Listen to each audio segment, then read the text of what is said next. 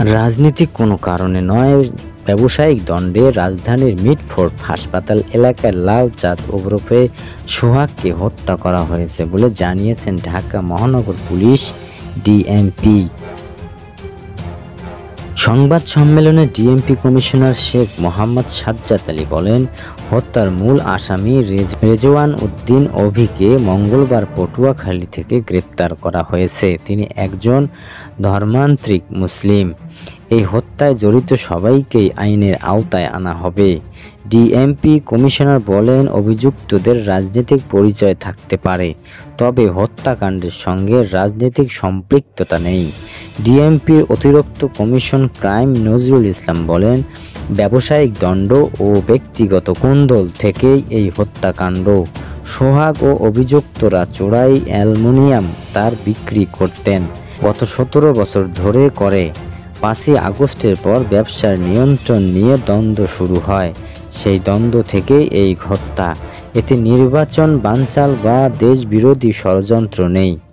নজরুল ইসলাম আরও জানান, হত্যার পর অভিযুক্তরা মব তৈরির চেষ্টা করে। পুলিশ বুঝতে পেরে সেই মব থেকেই মবিন ও রবিন নামে 2 জনকে তাৎক্ষণিকভাবে গ্রেপ্তার করে।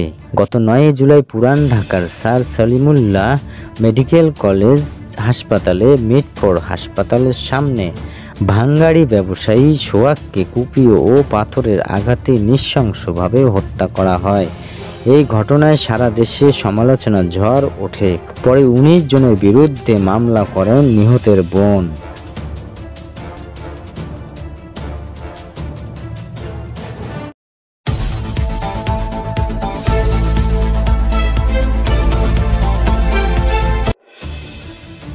বাংলাদেশ নির্বাচন কমিশনের ইসি ওয়েবসাইট থেকে নিবন্ধন স্থগিত হওয়া বাংলাদেশ আওয়ামী লীগের দলীয় প্রতীক নৌকা সরিয়ে ফেলা হয়েছে। মঙ্গলবার 15 জুলাই পর্যন্ত ওয়েবসাইটে দলটির নামের পাশে নৌকা প্রতীক দেখা গেলেও আজ আর দেখা যায়নি। এদিকে স্থায়ী সরকার উপদেষ্টা আসিফ মাহমুদ গতকাল একটি ফেসবুক পোস্টের ইসির সমালোচনা করেন। অভিশপ্ত নৌকা মার্কাটাকে আপনারা কোন বিবেচনায় আবার শিডিউলভুক্ত করতে আইন মন্ত্রণালয়ে পাঠালেন? প্রশ্ন করে এই পোস্টে তিনি জানতে চান, সাংবিধানিক প্রতিষ্ঠান হিসেবে এই গণ অভ্যুত্থানকে আপনারা জাস্ট বৃদ্ধা আঙ্গুল দেখালেন। কাদের এজেন্ডা বাস্তবায়ন করতে এবং কাদেরকে দেওয়ার জন্য এই মার্কা রাখছেন আপনারা? বাংলাদেশের একজন নাগরিক হিসেবে ইসির প্রতি তিনি আরও প্রশ্ন রাখেন, পরাজিতদের স্বপ্নের রিফাইন্ড ও আওয়ামী লীগকে তাদের মার্কা ফিরিয়ে দিতে চান?